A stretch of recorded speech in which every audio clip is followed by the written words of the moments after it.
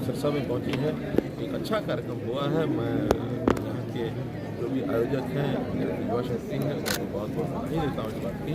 जागरूकता के नाते इतना बड़ा यह कार्यक्रम हुआ है। ये यात्रा आगे बढ़ते हुए और पुनः 25 सितंबर को यमुनानगर से चल करके करनाल पहुँचकर इसका समापन होगा। जागरूकता का जो अभियान इस यात्रा के माध्यम से हुआ है।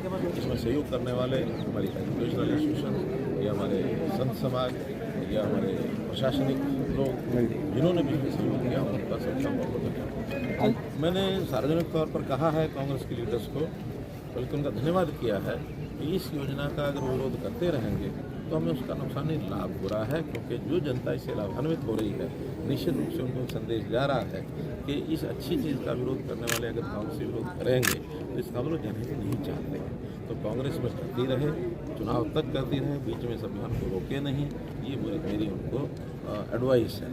लेकिन जहाँ तक पोर्टल का और टेक्नोलॉजी का विषय है, मुझे ऐसे दिन भी याद आते हैं जब छोटे छोटे काम के लिए भी लोग दौड़ते थे, कोई जिला हेडक्वार्टर पर, कोई एमएलए के पास, कोई एमपी के पास, कोई मंत्री के पास, और चंडीगढ़ जाने वालों की जो लाइन लगी रहती थी, जो भीड़ रहती थी, सन्नता इस बात की कि ऐसे जितने सुधार हमने किए इसको लोग जो है इसको मान्यता दें। आईएनडीआईए गठबंधन को लेकर के सवाल है कि इनेलो की चर्चाएं जोरों पर है और जेडीयू के नेता हैं केसी त्यागी, उन्होंने कहा है कि 25 सितंबर को जो रैली है और देवीलाल की जयंती है, उसमें उन्होंने कहा है कि कांग्रेस के सोनिया गांधी को और साथ में मल्लिकार्जुन खड़गे को भी न्यौता दिया गया है। देखिए, ये कोई नई बात नहीं है। जब चुनाव आते हैं, चुनाव उस समय ये सब होता है, और चुनाव में अलाइनमेंट एक दूसरे को हराने के लिए, स्वयं जीतने के लिए यह अलायंस सब पार्टियां लोकतंत्र में करती रहती हैं।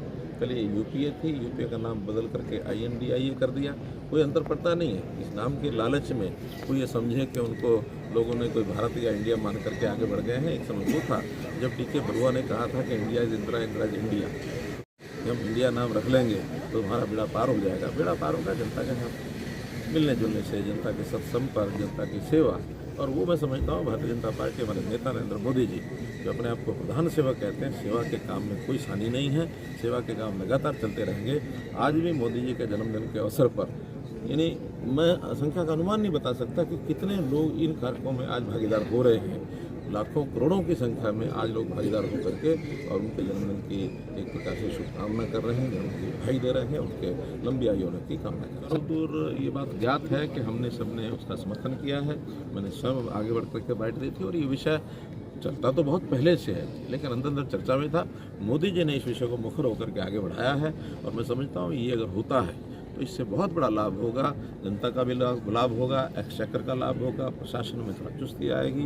ये जो हर समय इलेक्शन कोड ऑफ कंडक्ट के कारण से चीज़ें रुक जाती हैं, हर इलेक्शन में 2-2 महीने 3-3 महीने खराब होते हैं, उन सब से निजात मिलेगी। राष्ट्रीय स्तर के लोकसभा के इलेक्शन, फिर प्रांतों के विधानसभा के इलेक्शन और स्थानीय इलेक्शन सब यदि एक निश्चित समय में, निश्चित अवधि में हो जाए तो ये बार बार जो इस प्रकार की जो काम में बाधा पड़ती है वो नहीं पड़ेगा। सिरसा में मेडिकल कॉलेज का निर्माण कब शुरू होगा? सिरसा मेडिकल कॉलेज की घोषणा हमने कर दी है और इस घोषणा के बाद जैसे एक एक करके शिलान्यास हो रहे हैं। अब अगली बारी जो है मुझे लगता है सिरसा की है, बाकी इससे पहले फतेहाबाद का शिलान्यास हो चुका है। शिलान्यास हो चुके हैं सर, शिलान्यास हो चुका, राष्ट्रपति मैडम ने किया। जल्दी फिर इसका टेंडर आगे इंटर नहीं लग पा रही। नहीं, वो तो आखिर प्रोसेस होती है, उस प्रोसेस में एक एक करके होगा ना। आखिर तो कुल मिलाकर के हमने एक संकल्प लिया था हर जिले में मेडिकल कॉलेज होगा। ये पहले तो आज तक नहीं किया किसी ने।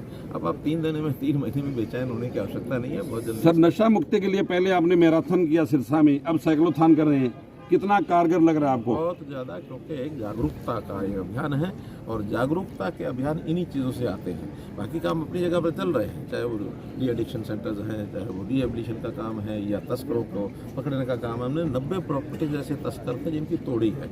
सबको में घबराहट पैदा हुई है, लेकिन फिर भी ऐसी चीज़ें कोई एक स्टेट का विषय नहीं है, ये पूरे रीजन का विषय है।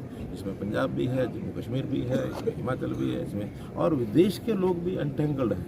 हमने कुछ लोग विदेशों को भी पकड़े हैं, नाइजीरिया तक के विद्यार्थी हमारे यहाँ गुड़गांव में पकड़े गए हैं। तो एक नेशनल इंटरनेशनल लेवल के गिरोह होते हैं, इसको काबू पाने में समय लगता है, लेकिन हमने लीड ली है और हमने इस प्रकार का जो एक अपना सेक्रेटरीट बनाया है पंचकुला में 7 स्टेट्स के मिल करके, मैंने स्वयं उसमें पहले करके ऐसे सब मुख्यमंत्री को बुला करके उस काम को किया था और इस पर हम काबू काफ़ी पाए हैं और पाए।